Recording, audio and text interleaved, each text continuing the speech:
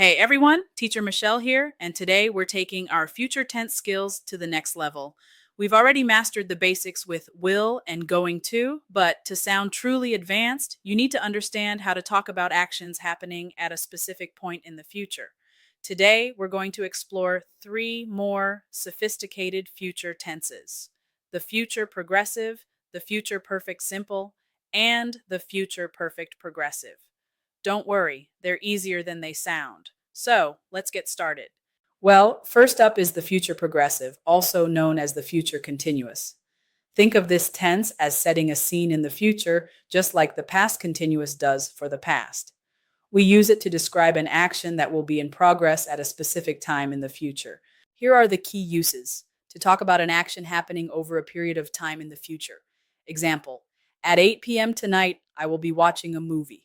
The action of watching starts before 8 p.m. and continues after. To talk about a planned event or a routine in the future. Example: I will be working on Saturday. It's a planned continuous action. Or to ask polite questions about someone's future plans. Example: will you be attending the conference next month? It's a softer way of asking than will you attend.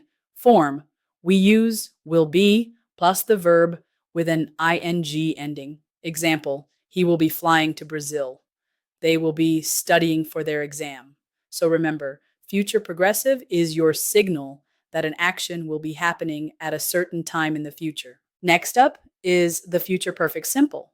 This is a powerful tense for talking about deadlines and achievements. We use it to describe an action that will be completed before a specific point or time in the future. It's all about looking back from the future. Key uses: to talk about an action that will be finished by a future deadline. Example: by 5 p.m., I will have finished all my work. The action of finishing is complete before the 5 p.m. deadline. To talk about an achievement or experience that will be true at a future point. Example: by my next birthday, I will have lived in this city for 10 years. The experience of living here for 10 years will be complete by that point. It is also used to make assumptions about a past event from a future perspective. Example: he's late. The meeting will have started already. You are making an assumption about the past from the present.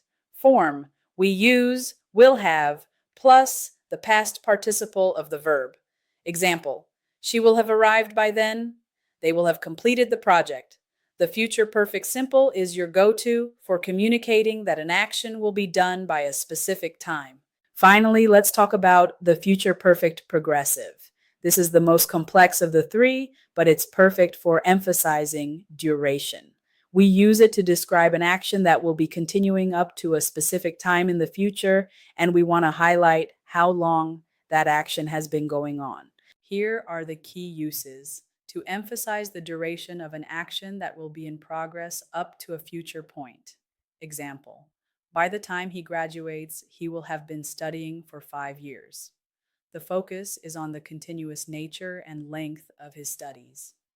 To explain a future result based on a continuous action. Example: her eyes will be tired because she will have been working on the computer all night.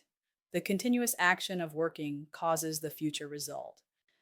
The form used, we use, will have been plus the verb with an ing ending.